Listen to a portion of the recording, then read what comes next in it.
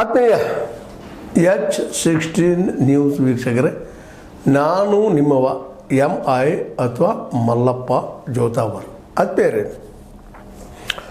ಇತ್ತೀಚೆಗೆ ಸುಪ್ರೀಂ ಕೋರ್ಟ್ನಲ್ಲೇ ನಮ್ಮ K Paul ಅನ್ನುವಂಥವ್ರು ಒಂದು ಅರ್ಜಿ ಹಾಕ್ಕೊಂಡಿದ್ದಾರೆ.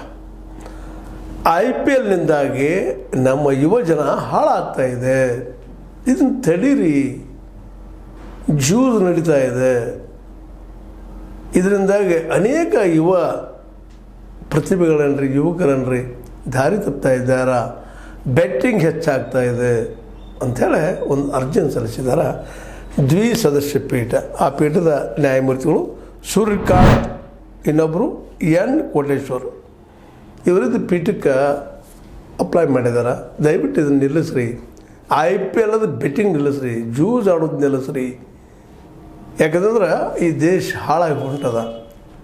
ಈ ಯುವ ಶಕ್ತಿ ಇಂಥಲ್ಲಿ ವ್ಯರ್ಥ ಆಗಲಿ. ಅದರಲ್ಲೂ ಮಧ್ಯಮ ವರ್ಗದ ಮಕ್ಕಳು, ಕೆಳವರ್ಗದ ಮಕ್ಕಳಿಗೆ ಪಾಪ ಅವ್ರ ಉದ್ಯೋಗ ಇಲ್ಲ, ದಿನನಿತ್ಯ ಬದುಕೋದು ಹೆಂಗಪ್ಪ, ಅವ್ರು ಹೊಟ್ಟೆ ತಿನ್ನೋದು ಕಷ್ಟ ಅದ. ಆ ಮತ್ತು ಬೇರೆ ಮತ್ತು ಅವ್ರಿಗೆ ಎಕ್ಸ್ಟ್ರಾ ನಾಲೆಜು ಇಲ್ಲ ಪಾಪ. ಭಾಳಷ್ಟು ಜನ ಇವತ್ತಿನ ಹೇಳ್ಬೋದು, ಎಲ್ಲರೂ ಕಲಿತಾರೆ, ಶಿಕ್ಷಿತರಿದ್ದಾರೆ. ಶಿಕ್ಷಿತರಿದ್ದರೂ ಅವ್ರಿಗೆ ಸ್ವತಃ ಜ್ಞಾನ ಇಲ್ಲ, ತಿಳುವಳಿಕೆ ಇಲ್ಲ, ಪ್ರಜ್ಞೆ ಇಲ್ಲ ಅಂತ ಹೇಳ್ಬೇಕಾಗಿದೆ ಈ ಸಂದರ್ಭದಲ್ಲಿ. ಯಾಕಂತಂದ್ರೆ ಏನು